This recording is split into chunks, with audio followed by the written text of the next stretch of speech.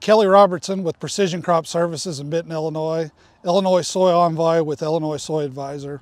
And we're out here in this cornstalk field today, here in March, wanting to talk about early planted soybeans. The reason we like to see soybeans planted early is because they yield more.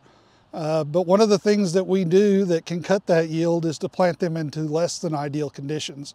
And there's kind of an urban legend or myth that soybeans can be planted wetter or into conditions less suitable than corn can and still get maximum yield.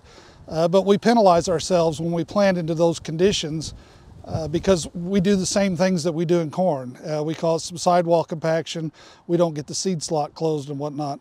So as we're out here in this no-till field here, looking at this field, we think, well, it looks pretty dry until we start kind of digging into it. And then we realize, you know what? It's got a little bit of shininess to it. And so we can go in here and start to almost make a ribbon out of this. And so this would be less than ideal conditions to plant into. And so what I want to do is take a moment to look at some different situations and look at some different results from planting into different types of soil conditions.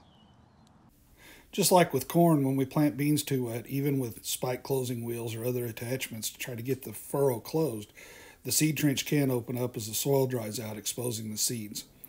The other thing we do is maybe when we're a day or two early, we've got enough pressure from the spike closing wheels and the downforce on our planter to get the slot closed, but again, we're mashing those beans in against the sidewall. Here you can see that the spike closing wheels did a really good job of breaking up the sidewall compaction in this case, and these beans are going to probably be all right. As we break up that sidewall, we notice that it crumbles and it really doesn't form a ball or a ribbon, so we're probably all right. Sometimes we want to apply too much pressure to close that seed slot when it's wet, and we end up burying the soybeans, and then the soybeans try to unfurl or leaf out underground. Again, not a good situation to be in. The other thing we do is we set the planter in the best part of the field where we start, and then as we go through the field, we get into other conditions. We run into situations like this where maybe one row was planting real good and the other wasn't. So we need to make sure that we're constantly adjusting our planter due to the situations in the field. Remember, success with soybean planting is just like with corn. Plant when the soil conditions dictate it, not when the calendar does, for best results.